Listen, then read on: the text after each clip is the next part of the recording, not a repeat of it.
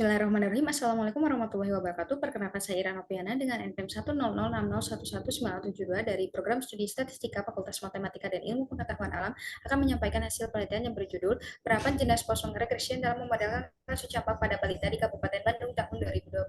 Masuk ke pendahuluan.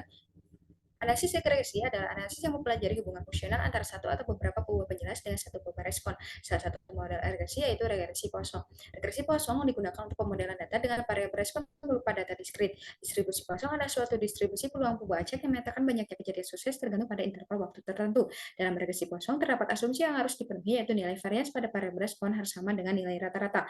Namun asumsi tersebut sangat kecil kemungkinan untuk terpenuhi karena pada data diskrit seringkali mengalami overdispersi maupun underdispersi.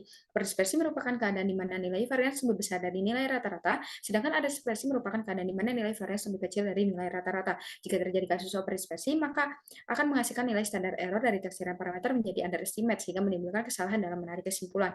Metode alternatif yang digunakan yaitu distribusi jenis Poisson yang membuat regresi jenis Poisson 1 dan regresi jenis Poisson 2. Dalam pemilihan antara kedua regresi tersebut, untuk data diskrit yang mengalami overdispersi maupun underdispersi, regresi jenis Poisson 2 cenderung lebih cocok karena menghasilkan estimasi parameter yang akurat dan dapat memberikan kemampuan yang lebih baik dalam menangkap varians yang tinggi untuk memperkirakan parameter.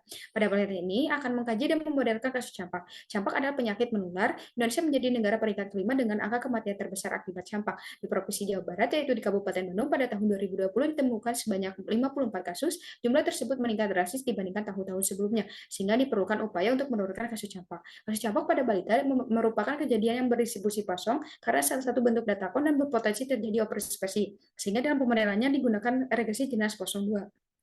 Selanjutnya masuk ke metodologi penelitian.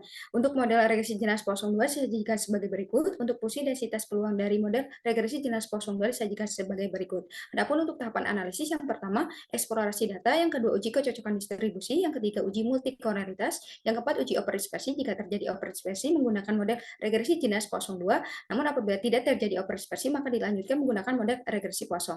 Selanjutnya penaksiran parameter, pengujian parameter, pembentukan model, dan uji kecocokan model menggunakan nilai pseudo R-square. Masuk ke hasil dan pembahasan. Yang pertama, analisis deskriptif. Berdasarkan tabel di atas, menunjukkan bahwa nilai varians banyaknya jumlah kasus campak lebih besar dari nilai rata-rata. Hal ini mengindikasikan terjadinya kasus overdispersi. Adapun berdasarkan gambar, menunjukkan adanya data pencilan pada data sehingga hal ini mengindikasikan terjadinya kasus overdispersi. Lanjut untuk uji kecocokan distribusi. Dengan hipotesis sebagai berikut, diperoleh nilai statistik ujinya itu sebesar 0,2119.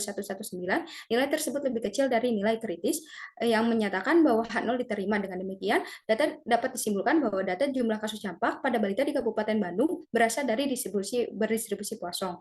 Selanjutnya, uji multikoloritas berdasarkan tabel diperoleh bahwa semua variabel bebas X memiliki nilai VAF kurang dari 10 dan nilai toleransi lebih besar dari alpha, sehingga dapat disimpulkan bahwa tidak terjadi kasus multikoloritas antar variabel bebas X. Selanjutnya, uji overdispersi menggunakan uji skor diperoleh sebesar 6,6269. Nilai ini lebih besar dari nilai J tabel, maka keputusannya itu tolak H0, artinya tidak terjadi kasus overdispersi pada data variabel bebas respon Y. Selanjutnya, pemodelan regresi jenis Poisson 2, penaksiran parameternya itu menggunakan MLE, namun dalam hasil persamaan masih berbentuk implisit dan non-linear, maka diperlukan penjelasan lain menggunakan metode iterasi numerik, yaitu Newton-Raphson dengan bantuan software SAS online. Adapun untuk hasil taksiran parameter regresi jenis Poisson 2 sajikan pada tabel sebagai berikut dengan model yang diperoleh sebagai berikut. Lanjut ke uji signifikasi parameter. Yang pertama, uji simultan, diperoleh keputusan menolak H0 karena nilai G kuadrat atau nilai deviasinya itu lebih dari nilai C square, yang artinya minimal ada satu variabel bebas X yang berpengaruh signifikan terhadap jumlah kasus campak pada balita. Selanjutnya, uji parsial berdasarkan tabel diperoleh hanya parameter beta 1 yang yaitu persentase imunisis campak dan parameter dispersi yang berpengaruh signifikan, sedangkan parameter lainnya tidak signifikan. Dengan demikian diperoleh untuk model regresi jenis Poisson 2 disajikan sebagai berikut dengan nilai konstantanya itu sebesar 0,207, menunjukkan bahwa jika semua variabel bebas X sama dengan 0, maka rata-rata kasus campak pada balita adalah sebesar 0,8182. Karena hanya parameter beta 1 yang signifikan, maka hanya parameter tersebut yang diinterpretasikan diperhatikan. Untuk parameter beta 1 sebesar 0,01930 menyatakan bahwa setiap kenaikan 1% persentase balita yang mendapatkan imunisasi campak, maka akan sebanding dengan meningkatnya rata-rata kasus campak pada balita di Kabupaten Bandung sebesar 1,0195 kali dari rata-rata semula dengan variabel lainnya konstan. Hasil ini tidak sesuai karena dengan teori yang menyatakan imunisasi campak merupakan salah satu imunisasi yang efektif untuk mengurangi kasus campak pada balita. Hal ini disebabkan karena adanya lag data atau keterlambatan dalam pemrosesan data atau penyebaran data. Oleh karena itu, penting untuk melakukan pembaruan data secara teratur dan memastikan data yang digunakan adalah data terbaru agar hasil penelitian akurat dan dapat menggambarkan situasi yang sebenarnya. Selanjutnya, uji kecocokan model menggunakan nilai episode R-square diperoleh sebesar 0,3936.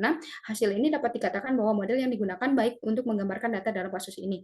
Selanjutnya yaitu kesimpulan diperoleh untuk model regresi jenis 02-nya itu miotopi sama dengan eksponen 0,2007 ditambah 0,01930 x1 dikurangi 0,000 x2 dikurangi 0,01320 x3, di mana x1-nya itu persentase imunisasi campak, x2-nya itu jumlah penduduk miskin, x3-nya itu persentase pemberian vitamin A dengan faktor yang berpengaruhnya itu imunisasi campak atau x1. Berikut untuk daftar pustaka yang saya gunakan.